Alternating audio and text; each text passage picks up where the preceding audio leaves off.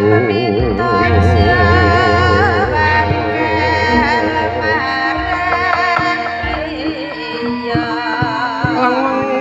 ingkang sasongko kumanyar mangrenggo ruming puri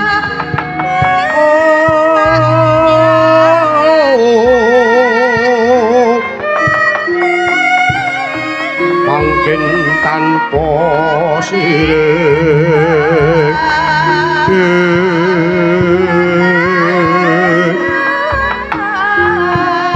alep ingkang umangkah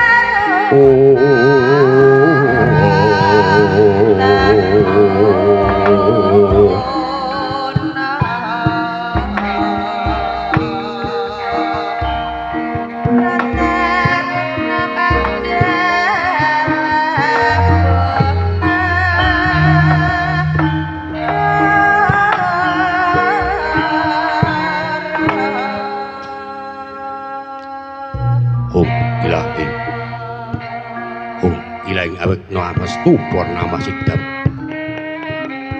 awit namastu silat mring yuang jagat karana silang tondo kawi sesaning busana sono sinawung langen wilapa estu maksih lestantun lampahing Buddha jinantur tutur katela-tela tulat mring labdi ing paradya Winurseta upama prameng niskara karogya dening jaman purwa Winusudha trah ingkang dinama-dama pinardi tameng lelata mangkya tekap wasana nalika tanwurengking perlambang matumpa-tumpa marma manggeng panggeng panggunggung sang murweng kata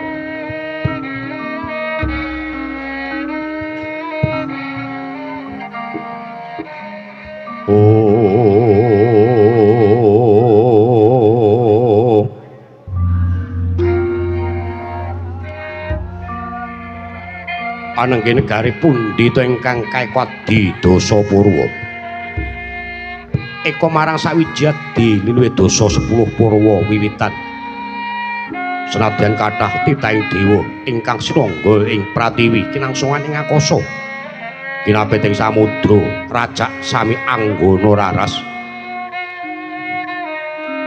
nanging dhateng kadya ingkang ginupit ing dalu samangke yakti ingkang sinebat negari Hastinapura inggih Liman Benawi inggih negari Gajah Waya ya negari Kurujanggala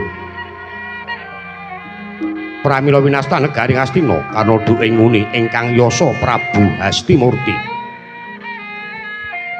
Liman Benawi inggih Gajah Waya pinangka pepenget dukunaning kono kinarya kedatoning dipanggo apantes to kinarya bebuka kandha saratri mangke awit ngupaya negari 100 tan antuk kalih nadyan 1000 tan jangkep sedoso dasa negari ingkang panjang punjung pasir wukir gemah ripah loh jinawi karta tata toraharja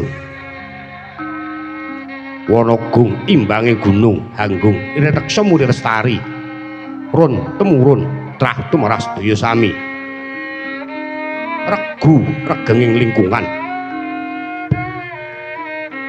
langkung-langkung lamun to tinaliti jalma sapraja samiya sampet ing sesanggeman sepen saking tindak sangsaya sinangsaya tebih ing wada winada hanane amusarwi samat sinamadan daya dinayan sakwiji-wiji wus mapan jatining jejiban ingkang piniji temah awujud manunggaling cipta rasa karsa budi ambabar karya alambaran jiwa manunggal bangsa nunggal basa tuwin nunggal negari pranyata nayaka bebawaning praja racak sami kontap kautamaning limpat ing kawruh pramila ing paningal kang sarta tansah ambudidaya kuncaraning bangsa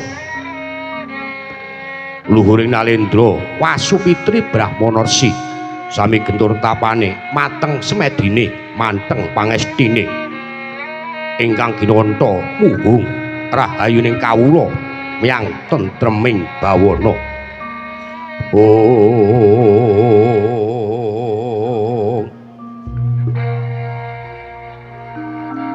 Saben hari Titiwanci Hanggung gumrenggeng sabawaning puja mantra mijil saking titah ingkang nedheng manembah padaning Bathara Luhung dadi raharja seisining praja Hastina. Senadyan para Narakesma padha tentrem atine samiya atul miyang tlaten genya ulah pasiten temah bumi samiya cengkar dadi subur lemah grasak dadi mawur. Wekasan ula wetu muwuh matikel-tikel mahanane ula ing sandang buga ing negaring Astina. Labet saking reja raharjaning praja Astina tur Dasanegari ingkang gedhe obore padang jagate dhuwur kukuse jero tancepe adoh marang kuncarane tur kasusring manca praja.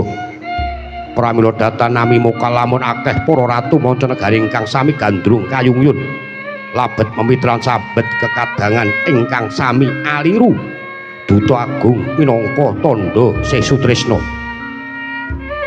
Lah sinten tawa dasa namanira Sri Narpati dasa 10 nama aran Sri Ratu Pranyata Wong Agung Astina Wirange den punjeni den kunceni sedane den dadahaken wenang jejuluk Sri Maha Prabu Duryudana ya Suyudana Kurupati Jaka Pitana ya Jaya Pitana Distratmaja Anggendari Suta ya Sang Tri Memangsah. Yen to ginunggung lelabane ratu kuwi aring jajahan nadyan sarati tan ana pedhote sinegek kang mara ing kawi nuju hari sajuga sang nata keparang miyos nangkil mungging setinggil binaturata lengbah dampar denta pinalipit kencana pinathik ing Nawaretna lemek babut perang pedhani Giranda Wida ing jebat kasturi sinebaran sari-sari kinebutan lir badak kanan kiring.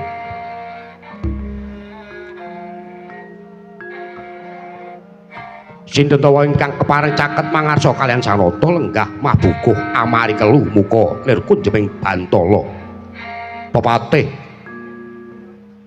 ing Astina Patih Harya Sengkuni ya Harya Suman ya Trigantalpati andhera mblabar dumugi pangurahan Panyayah samudra tanpa tepi maneka warna busanane Prawadya tinot saking mandra pindha panjreng puspita.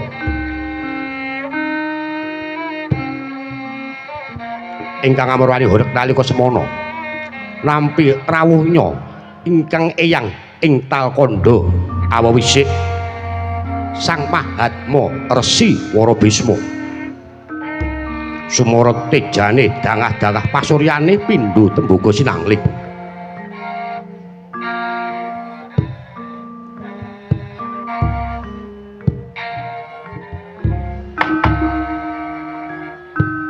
Kocap Rehu sing samekta abdi dalem jajar Pusuka Sasmita Priwusnya samekta jajaran medal langkung rumiyin abdi dalem kang caos pakurmatan tambur slumret munia mawurahan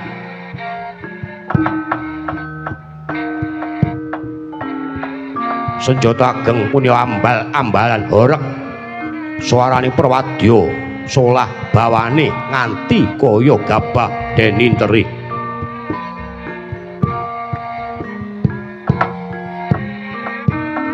Kanca maju kanca njajari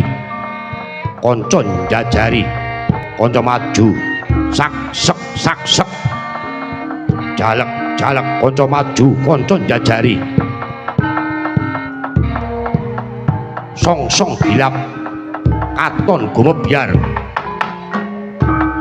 clorot jegur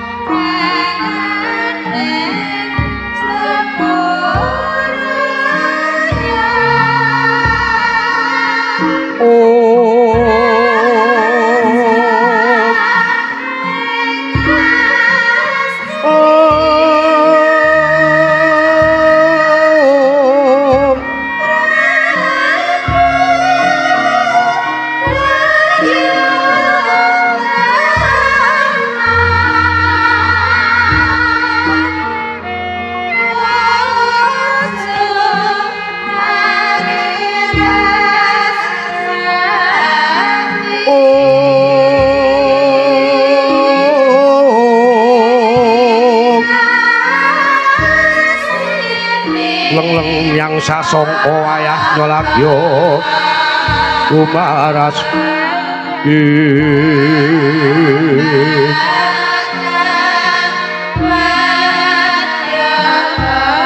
rinengga ruming puriyetyana sirmandaya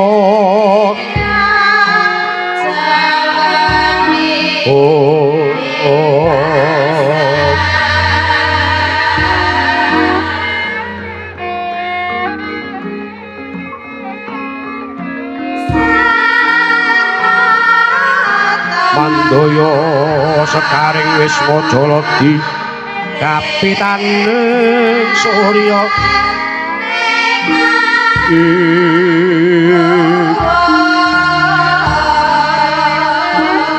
Anjra sumembur saking salira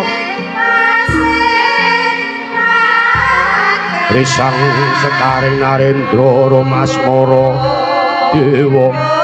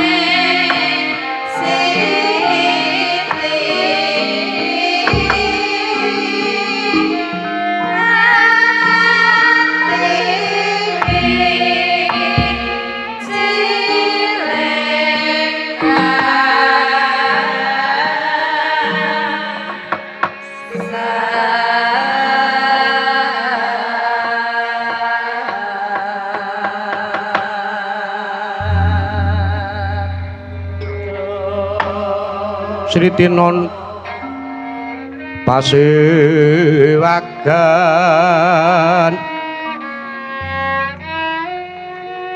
Busana Sutra maneka warna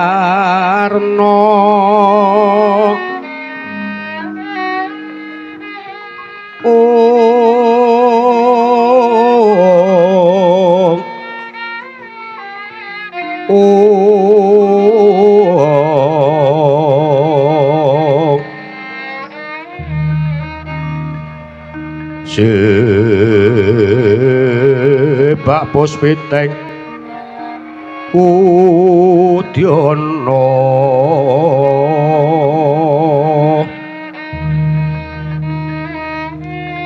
miang panjrah kang sarwa rukma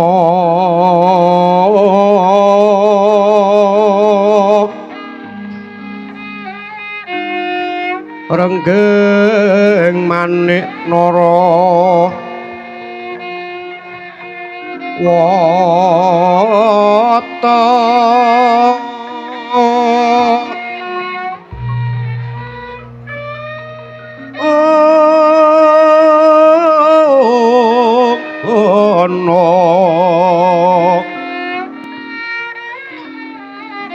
obro prabanya kang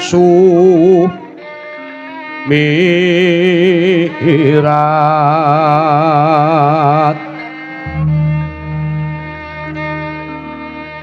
kumenyaring tejo liwaran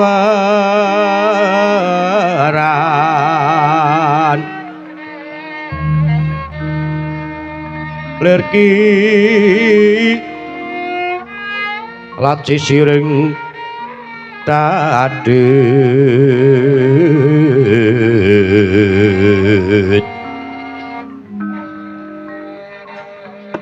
wimbuh kegondombre minggit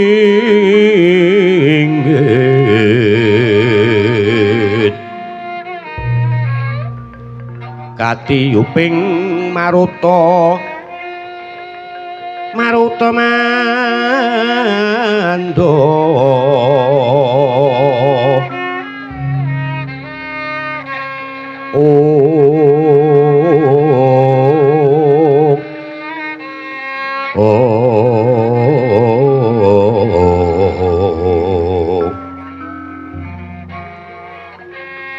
sabaran mangambar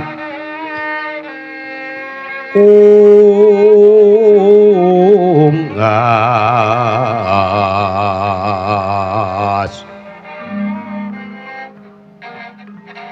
ngebeki jroning pasewagan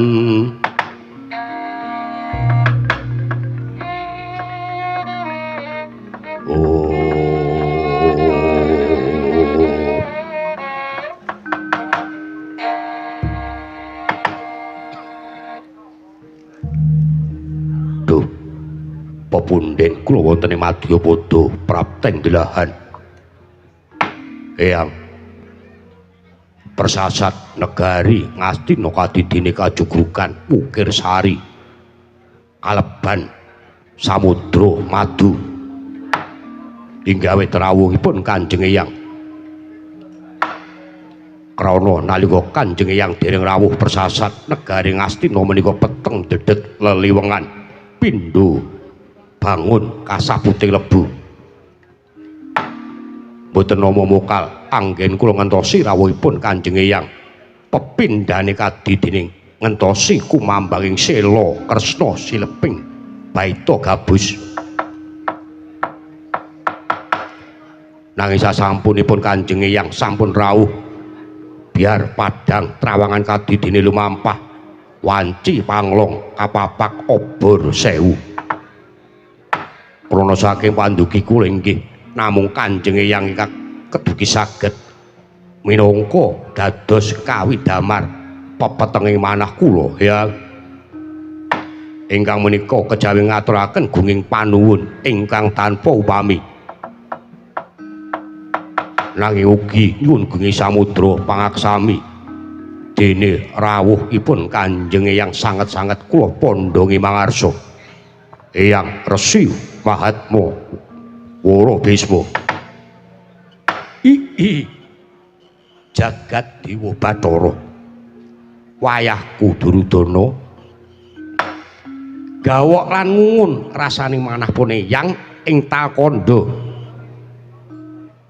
labet nggone Putu Prabu ngaturi praptanipun Eyang ing rikalenggan iki mongko adat lupiya ingkang wis-wis uger wanter nggone Putu Prabu ngrawuhake pun Eyang iki adaan negari utawa negara Ngastina kuwi lagi madyaning swasana reribet gedene linuruk ladu batang pinurih dadining rerempon mula nggih mbok menawa bisa kawedhar ing parpatan iki mara gagih kababarna tongger apa ingkang dadi duhitaning penggalihmu inggih diagung pangaksaminipun Kanjeng Eyang Talkanda kepareng matur bilih lepat cumadung deduka ingkang kathah ya kaya ora dadi apa Putu Prabu sirnakna wigih ringa-ringa Eyang waleh-waleh menapa nalika Ratri Sukrakasih ingkang wayah nampi wasitaning dewa ingkang kawusita wonten salebeting pasumpenan bilih mangke dewa badhe mandhapaken kanugrahan wahyu ning ratu utawi wahyu wiji ratu ingkang winastan wahyu cakraning ratu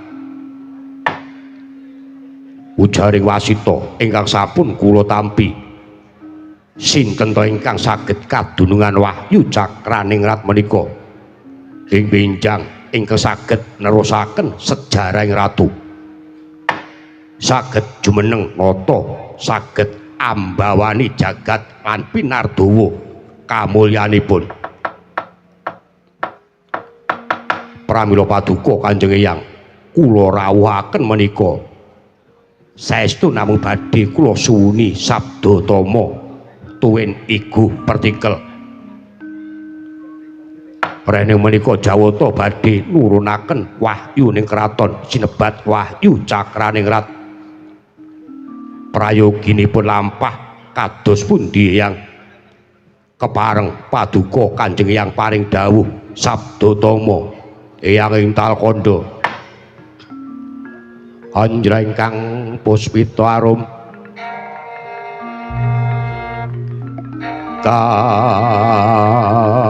kasiliring samirana hamre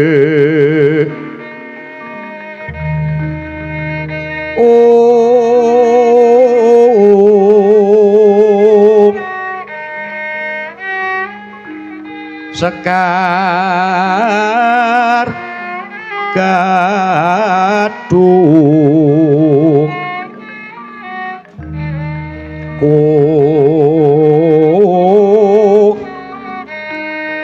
ngas gandanyo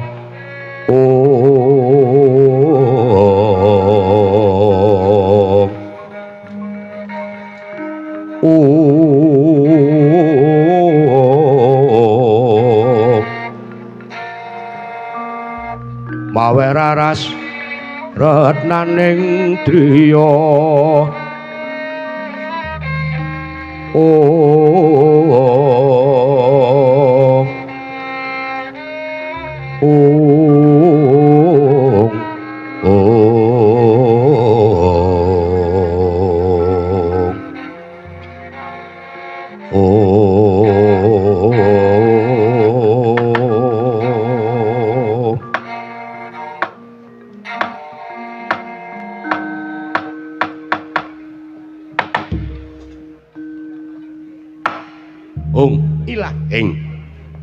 sak mendang wae ora ana ingkang karempit apa kang dadi pengendikane Putu Prabu.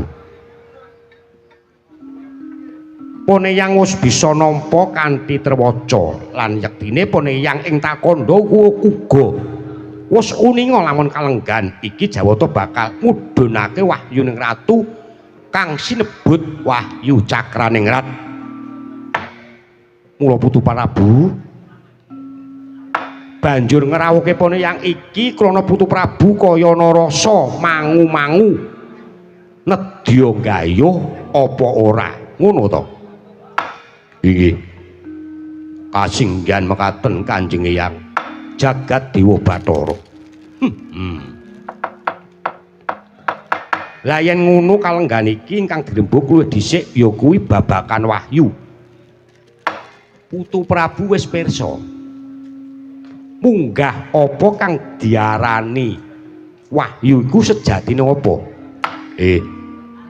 dereng diungkap keparenga eyang paring dawuh nggih sejatine kang diarani wahyu kuwi tuwuh saka woing pangudi ya kuwi pangudi ingkang sinartan mantep lan temen inggih yen sira kepengin sumurup apa to kang den arani wahyu wahyu kuwi sejatine kabegjan utawa kanugrahan peparinge saka Kang Maha Kawasa ingkang ambabar daya linuwih utawa daya luwih inggih dene babaring daya luwih mau bisa wujud kasugihan bondo donya bisa wujud panguwasa uga bisa wujud derajat lan pangkat reh ning wayu mau asale saka Kang Maha Kawasa mula ora bisa kinaya ngapa dening para titahe tegese ora bisa dirancang lan dipetung dening titah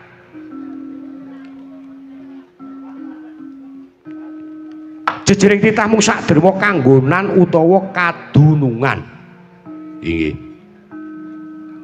dadi mung sakderma nglakoni kuwi wae sing ngarani wong liya kepara sing kawugan malah ora rumangsa Dene wong sing nampani kabejan utawa kanugrahan kuwi banjur diarani wong kang kewahyon tak kandhani. Dene asale wahyu mau menawa manut pangandikaning para pinisepuh lan para nimpuna utawa para pinter iku sakwijining kukuban, sakwijining undu-unduan utawa sakwijining woh saka nggone nandur utawa anggone gawe lelabuhan marang jagat iki.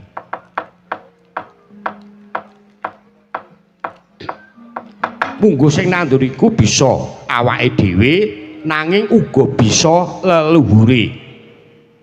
Inggih. Dene carane nandur ya kuwi kajaba tapa brata. Uga nindakake laku kaya patrape wong sengsara. Nindakake patrape kaya wong kacingkrangan lan wong kekurangan. Sarwa ora kepenak. Ditindake kanthi niat, tekad lan ati dhewe. Mula ya kudu adoh saka rasa panggresula. Adoh saka rasa panggresula ngundhamana muring-muring. Nanging kepara kudu dilambari nganti tekaning ati. Lila, nalongsa, sabar lan narima. Lah sarene wahyuku mujudake ingkang nggoni jejering dumadi persasat saben wong ingkang urip ana ing alam padang iki yen to ngerti marang werdining wahyu wis to mesti kepengin gayuh. Nanging ya kuwi nadyan kepengin gayuh ewadene durung mesti bisa kasembadan.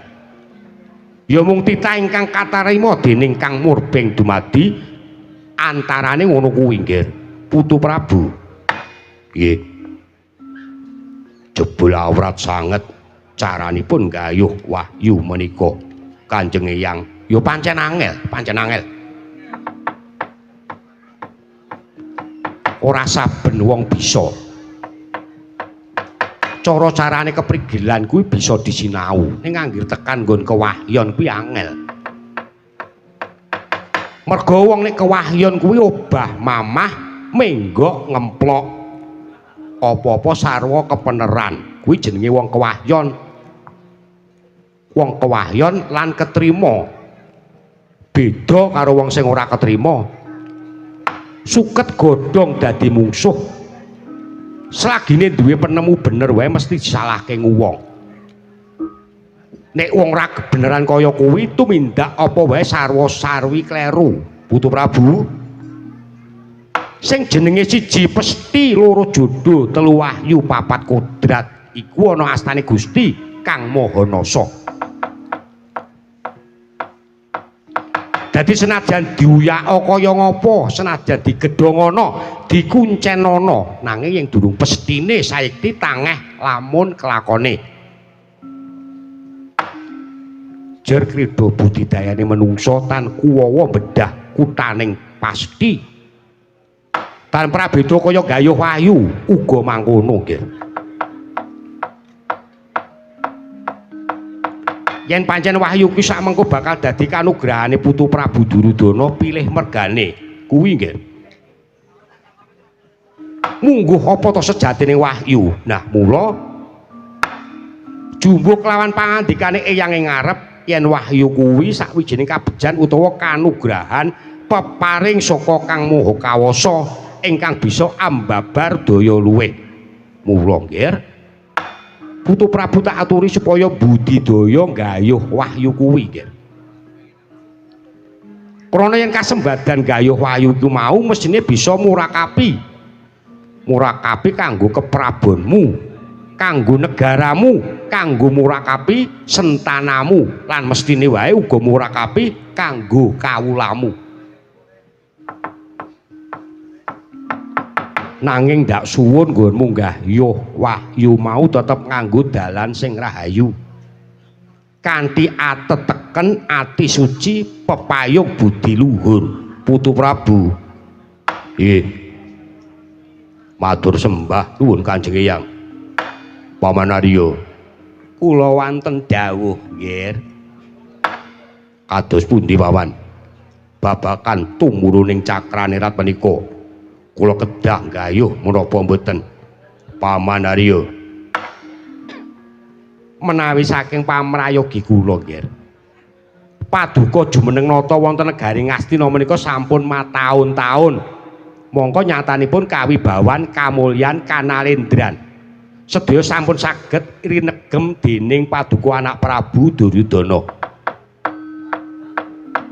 persasat jagat menika kebrebeken kondangipun Angger Duryudana kondang umandang bilih paduka menika nalendra ingkang sugih bondo lan sugih bandu sugih bondo tegesipun keceh brana picis sugih bandu menika wenang nepak bun-bunane para ratu sedaya sami nyembah sesedokan wonten sukunipun Nalendra Ngastina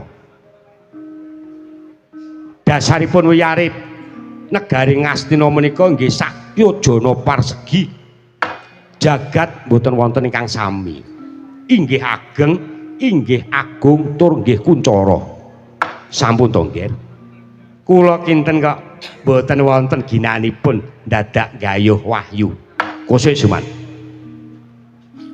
kok dadi kowe iso matur yen to ora ana gunane dadak gayuh wahyu kuwi kepiye lha nggih to ginanipun menapa gayuh wahyu yen to kasunyatanipun anak Prabu Duryudana menika jumeneng Nalendra wonten negari Ngastina sak menika sampun keceh brana picis tur nggih sugih bondo lan sugih bandu mongko kawibawan kamulyan sedaya sampun saged kecakup ajeng napa melih nanging wahyu kuwi mesthi ora mung kanggo Putu Prabu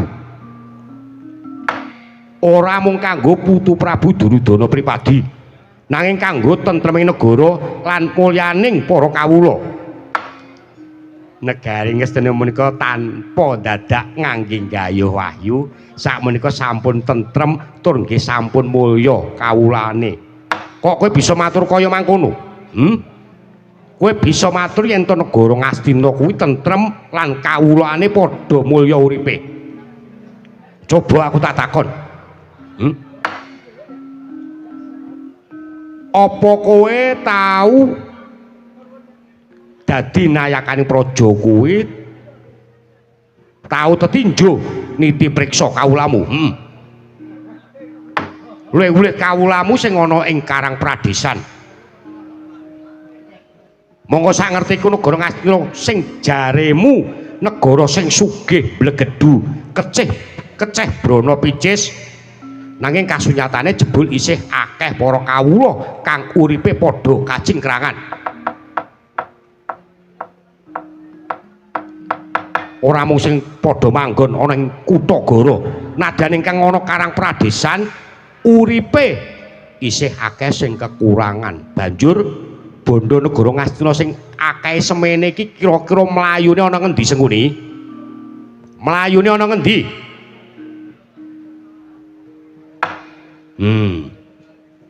ora iso wangsulan to kowe oh Suman apa dikira Bisma kuwi ora mangerteni ora ngerti karo pakartemu sing kaya-kaya kuwi kowe saben-saben ana ngarsane Putu Prabu Duryudana kanthi aturmu sing memanis memanuhara etok-etok kowe katemben wae tetinju marang kahanane para kawula lan wewangunan kang ana negara Ngastina kang banjur kowe caos iguh partikel supaya Putu Prabu paring prabeya kanggo mbangun salah sawijining wewengkon ning seprana-seprene wewengkon sing jarene arep mbok dandani utawa dibangun kok isih panggah ajeg wae njur prabeya kuwi mau mlayune nang ngendi sengkuni coba to wangsula lha nggih namung dereng kula saluraken kemawon ngono to durung diwenehke marang kawulamu lah nggih ning nek upama ngono kok dadi omahmu ploso jenar saiki magrong-magrong monggo upama dijumbuhake karo bayarmu sesasi kuwi kanggo mbangun omahmu sing magrong-magrong ora cukup terus kowe gawe Kartisapeka kabeh apa-apa tok undhake pajek tok undhake terus negara Ngastina ki arep dadi apa to sengkuni coba to pikiran ing ngatasé kowe bayarmu ana ing Ngastina iki ora jumbuh karo panggonamu ing Plasa Jenar sing saiki magrong kuwi dhuwit saka ngendi anggonmu bangun nggih karana kula niku tiyang ubet kok kula niku sambene kathah kula niku dadi patih nggih kalih nyambi ngebasi ing ngatasé kula niku gadah gamelan rong pangkon payu kabeh kula nggih nyambi makelar mula ampun kaget yen to untune Sengkuni menika sakniki sampun emas wong ubet padake wong ini menyambut gawe salah siji mesti bakal ora kasembadan suman kowe iki saben-saben golek pendhok mung supaya ketok nanging saben-saben kowe kepengkok banjur menggok upama sing dadi ratu ning Ngastina Bisma ngono wis tak jejeki rupamu ket mau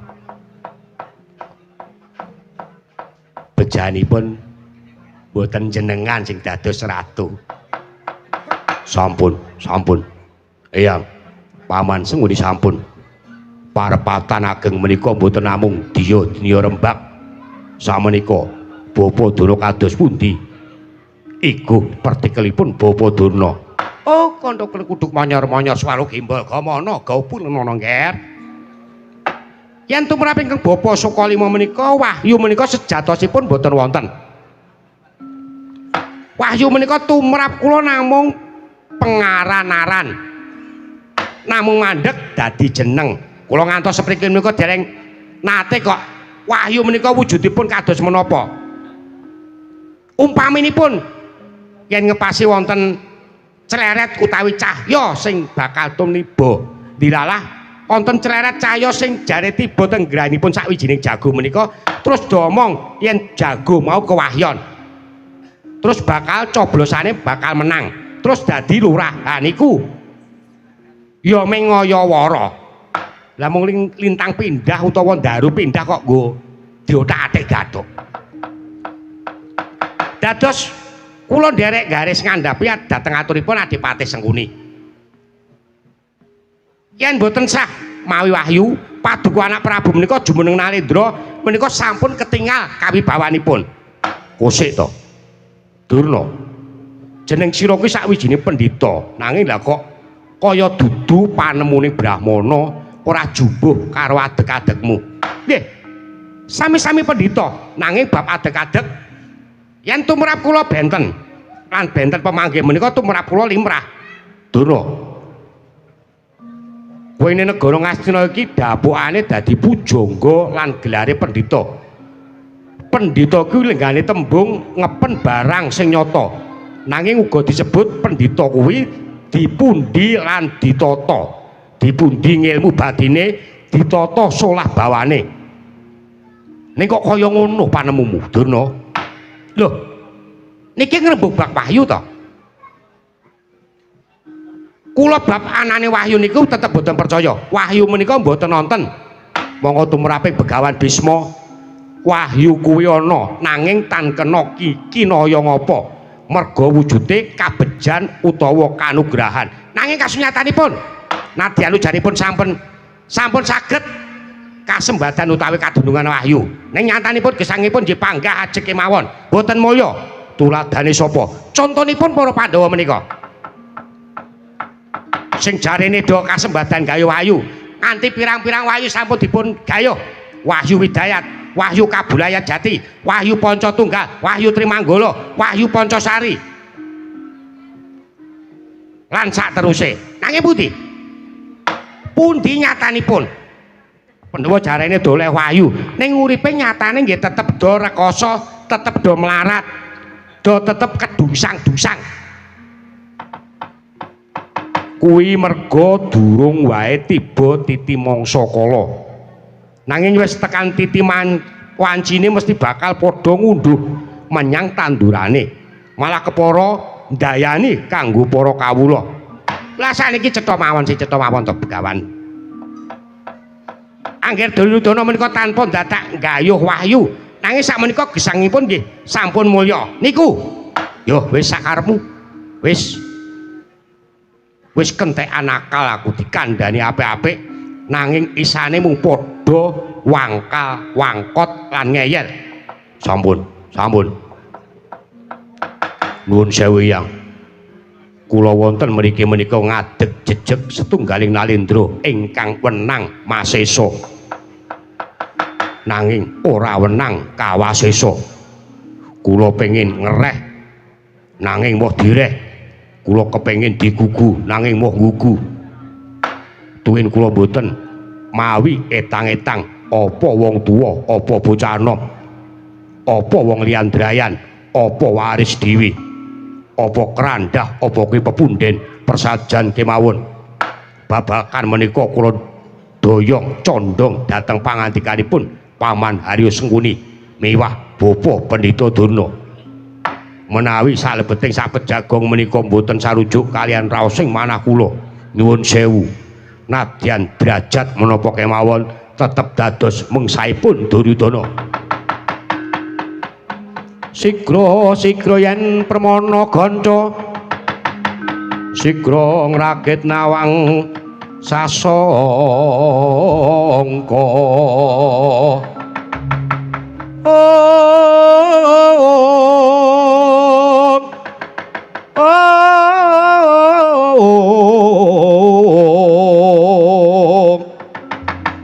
Narendra mbek marwa sing sang Katri kumulung mangrempak ing wadya Urda gura reh kagiri-giri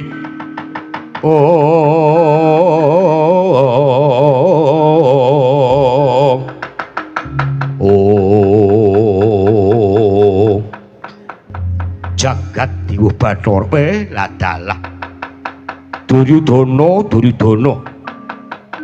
adoh saka Talkanda.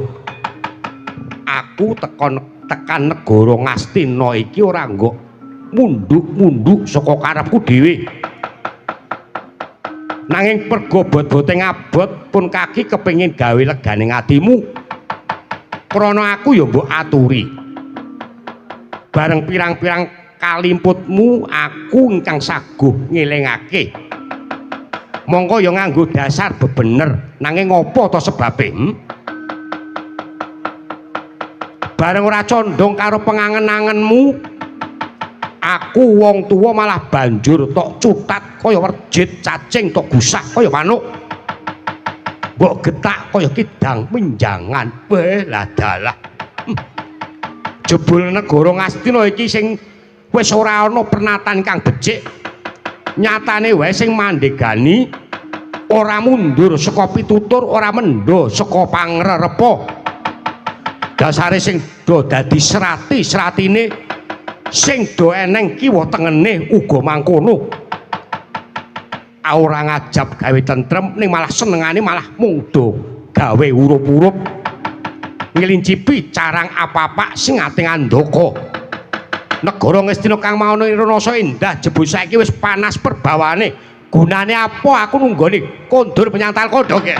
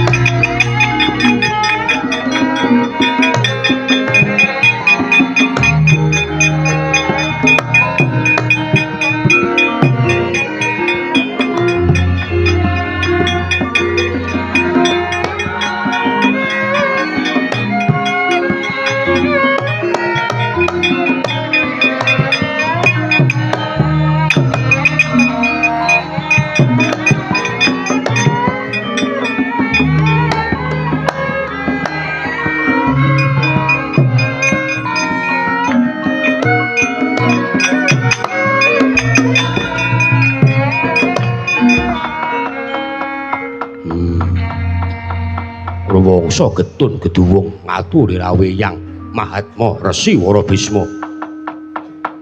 Ora wurung malah kojah sesulang ngandar-andarangan dukur kakean gunem tanpa gunung. Pamanarya Eyang Bisma mutung kondur wonten Talkanda. Pun boten sah dipun penggalih lebet. Mutung kondur ten Talkanda pun kersane kemawon. Pendhita kados keng Eyang Resi Bisma menika yen dirawuhke mesti sagedipun namung mejang. Ning boten saged damel padhanging swasana miwah lejaring penggalih. Punta. Ngestina boten mawi Bisma boten napa-napa. Waton tesih wonten Sengkuni lan Kakang Dana temtu mlampah. Cocok Dipati cocok. Kula kalih sampeyan niku pancen pasangan ideal. Kados dene siji Eko Koyer, loro Sutris. Pasangan ideal sing siji rusak, sing siji seneng medok. Kita sampeyan ki ngendika napa? Nggih. Nanging nadyan pangandaranipun jeneng andika Paman Sengkuni miwah Bapa Durna. Ingkang boten perlu gayuh wahyu Cakranerat. Ingkang badhe tumedhak menika ewa semanten. Nadyan namung sekedhik saklebeting manah kula tasih wonten kerentek badhe gayuh tumurune wahyu menika Paman. Oh nggih, yen kersa paduka anak Prabu mekaten ingkang bapa namung jumurung nggih. Oh nggih nggih. Menika prayogi dipun cobi dipun gayuh. Ngiras pantes kangge nglegani Kang Eyang ing Talkanda supados ing mangke Kang Eyang lajeng reraosan sak kondurku ing Talkanda. Oh, jebul anak Prabu Putu Prabu Duryudana ki kasunyatane uga nggayuh wahyu. Lho niku jenenge damel lega. Damel lega niku angel lho, nggih. Lajeng sinten ingkang kedah nggayuh Bapa Dana? Nggih. Saking wawasanipun ing Bapa ing Sukalima wahyu Cakranerat menika inggih Wahyu Wijiratu. Ingkang tegesipun menika ingkang kedah kadunungan wahyu mestinipun tedhak turas paduka. Ingkang ing benjang ginadang nglintir keprabon paduka anak Prabu ing Ngastina. Lajeng sinten Bapa Dana? Sinten malih kejawi namung putra paduka pun Lesmana Mandra Kumara.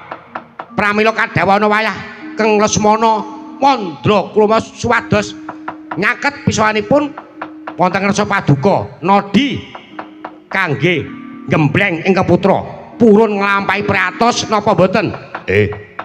Paman kula nyuwun sawanipun Lesmana. Nuwun inggih nggih ngestaken dawuh nggih anak Prabu.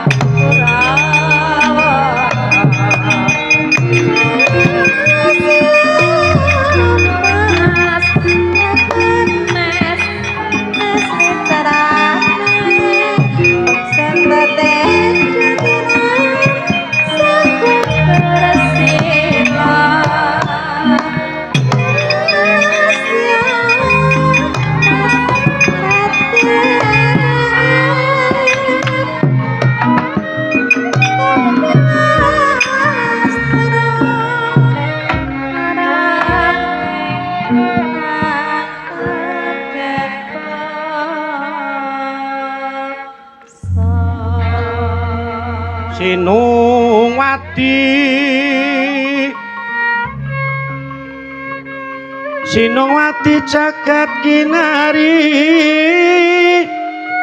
Yama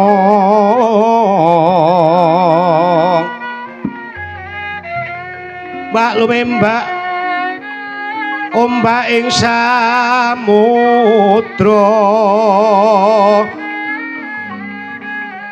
ae ana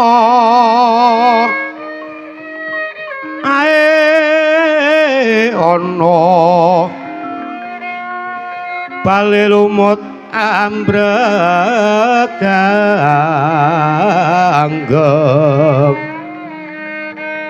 baita kang dedenceng-dencengan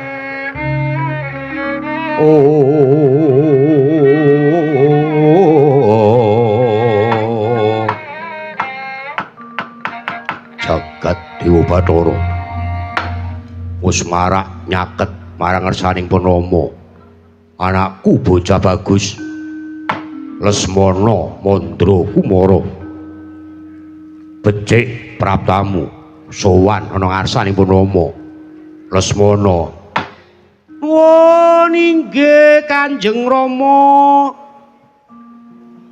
lampahipun ingkang putra pun Lesmana manggih kawilujengan sembah pangabekti kula kunjung nggih Rom yo tatompo ora liwat pangestuku tampanana kula cancang pucaking remi salah kula cancang pucaking weni mugi saged dadosaken jimat Kanjeng Rama ana maling aduh ngaturi sugeng tongger mbok wae nek kula jak mlebet wae mbok klambine niku diculi lha pripun to Yang mosok arep ngadep ratu kok nganggo klambi parkir inggih Yang niki wau kula jagi parkir wong soalé wau wawenjang menika wonten jatilan Yang dadi kula nyambi parkir kalih golek pemetu nggih mboten napa-napa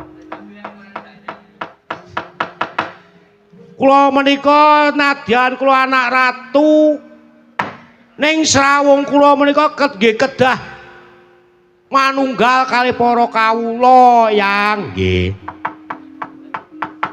Raharja nggih Lesmana nggih pengastinipun Yang Sengkuni kok Yang saniki ketok sepuh banget to Yang nggih karang nggih kula pun umur 60 taun kok dereng mati wis jan malah kewirangan iki dipun sekecaken lenggahipun nggih Yang bekti kula nggih Yang yo nggih tiba dawah sami-sami oh putuku ngger bocah bagus bocah gagah bocah jlonet Saraja Kusuma becik praptamu Saraja Kusuma pangestunipun Kanjeng Eyang Begawan Durna wah jan wis lagi pisan bageke malah kewirangan nggih pangestunipun Eyang Durna Widodo Yang bekti kula katur ya tak tampa ora liwat pangestune mbahmu ing Sukalima Tampanana ya kula pundi mustaka mugi dadonya jejimat oh kowe mau saka ngendi to Saraja Kusuma seragam parkir gek iki mau malah nganggo training barang iki nggih nyuwun sewu Yang kula menika menawi saben esuk menika tangi tilem mesti terus olahraga njaga kesehatan nah ra ngono lari-lari Yang lari-lari pagi nggih pit-pitan oh pit-pitan wis sehat ning ati-ati jantungmu yo ngati-ati aja ning ngepit aja banter-banter inggih sing dereng kula jajal menika balapan jaran yang benjang sewaktu-waktu kula nyambun bahuti kula tumpaki yang ya sekolah sakarmu dasare mbahmu wedok ki ya wis tuwa wis ra kuat menawa tak tumpaki nggih mboten napa-napa yang wong kula awak kula saniki nggih sampun cilik pun boten kados biyen awak kula lemu iya saniki awak kula cilik mergo mikir keluarga ora rak ngono ki mikir keluarga ki apik sing lemu malah saniki bojo kula oh wis ora sakoke ana monggo yer enggal dipun dangu Kang Putra punika Saroja Kusuma wonten dawuh aku tak kandha karo sliramu nggih kowe sesuk yen wis tiba titi mangsane apa gelem Saroja Kusuma tak wisuda dadi Narendra ana ing Astina gelem apa ora inggih Rama menika guyon apa serius ora ana durudane pasewagan kok mung geguyonan gelem apa ora inggih purun sinten tiyange to Rama ingkang boten gayuh kamukten benjing yen kula menika dados Nalendra kula ajeng rabi ping 3 oh aja kok ming 3 senadyan wanita sak Ngastina iki tok gayuh dadi prameswarimu dadi bojomu mesti saguh wah niat potel yang nek kula duwe bojo akeh mengke malah repot jeneng sira saguh yen to dadi Narendra sagar Rama lajeng benjang menapa kula badhe dipun wisuda aja kesusu carate dadi Narendra yen to tuladanipun Rama kuwi gerah wis ora bisa dadi ratu ana negara Ngastina banjur si Saroja Kusuma tak wisuda kaping pindhone yen pun Rama wis seda kowe bakal diwisuda dene para pepunden-pepundhenmu ning Astina nuwun inggih Rama lajeng syarat srananipun menapa yen to kula menika saged dados ratu Rama syarate kowe kudu bisa nggayuh wujuding wahyu cakraning rat kuwi kang bakal dadi tamengmu pilongkot wisuda ratu ana negara Ngastina wahyu cakraning rat yo lajeng anggenipun cara gayuh wahyu menika kados pundi Rama Bapadana monggo kula aturi paring pangandikan dhateng anak kula Lesmana Mandrakumara wonten dawuh yang arep gayuh wujuding wahyu kuwi kudu dilakoni kanthi tapa brata laku prihatin waduh tapa brata niku kados pundi tapa brata kuwi cegah dahar cegah ngunjuk cegah nendra waduh gek suwene pinten jam yang kok ming pirang jam kaya apa wae kuwi paling sethithik anggonmu nglakoni tapa brata kuwi ya kuwi 40 dina 40 bengi waduh kira-kira kula saged kasembatan mboten yang jenenge wong prihatin iki kudu tok pasrahke pati uripmu marang jeneng sing ana ngersane sing gawe urip yen to pestimu kuwi bakal kadunungan wahyu cakrane rat mestine wae kowe kuat nglakoni yen to kowe ra kadunungan cakrane rat berarti durung bejamu inggih yen to mekaten kula badhe nyuwun pangestu Rama Tata badhe nglampahi tapa lajeng anggenipun tapa wonten pundi Eyang? Nyoba kowe mapan tapa ana ing alas Krendayana. Ing kono kowe mesu budi ngasah kadewasanmu. Aja pati-pati mangan yen durung ana tibaning godhong. Aja pati-pati ngombe yen ora ana temetesing banyu mbun. Waduh. Mati aku.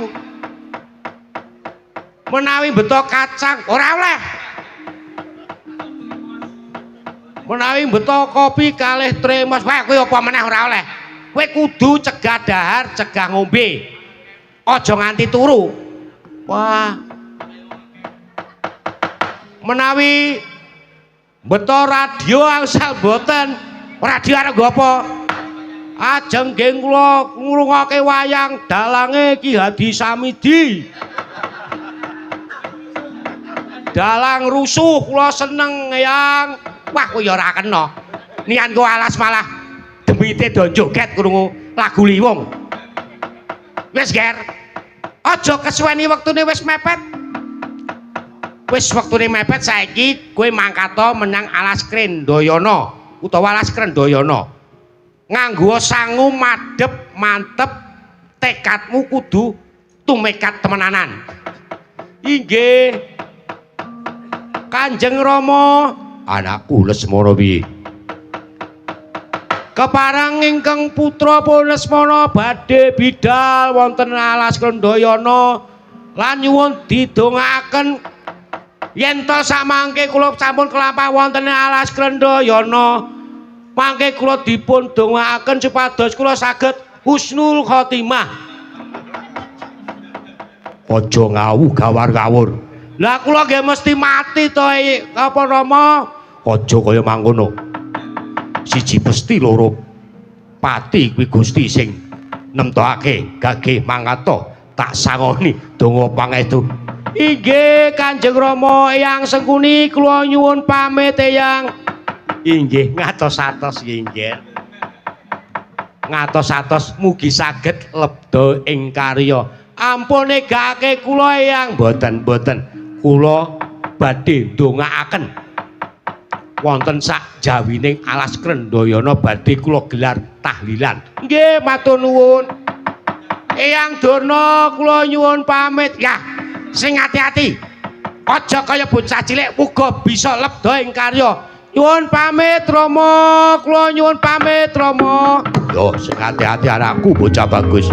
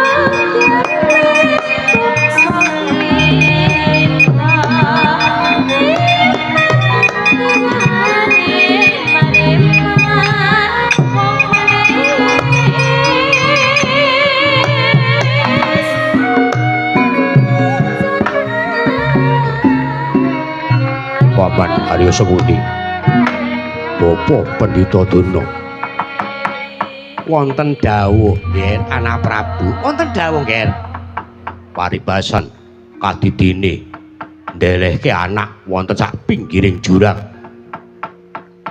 kersanipun Angger Duryudana kados pundi sampeyan mang dawuhke para sata Kurawa supados anganti lakune anak kula pun Saroja Kusuma sak mangke supados baris wonten sak jawining alas wonten menapa-menapa enggal paring pitulungan dhateng anak kula pun Saroja Kusuma. Inggih ngestaken dawuh nggih. Kepareng ingkang Bapa Madal Pasilan ndhawuhaken para Kurawa nyuwun tambahing pangestu. Inggih ingkang atos-atos sampun kados lare alit samandugi Bapa Durna anganti dhateng Paman Sengkuni. Nuwun inggih Nger. Donga pamujinipun anggir Duryudana kula suwun supados kula kaliyan Adipati saged angrencangi putu kula pun Saroja Kusuma wonten sak njawining alas Krendayana. Matur nuwun Bapa Durna. Dimas Kartomarma taturi bubarake Kang padha seba pun Kakang bakal kundur kedaton. Nuwun inggih ngestaken dawuh Kanjeng Diwaji nyuwun tambahing pangestu. Ngejeng hati-hati aja kaya bocah cilik. Tak sesuwun muga lakune Saroja Kusuma bisa nemu kamulyan.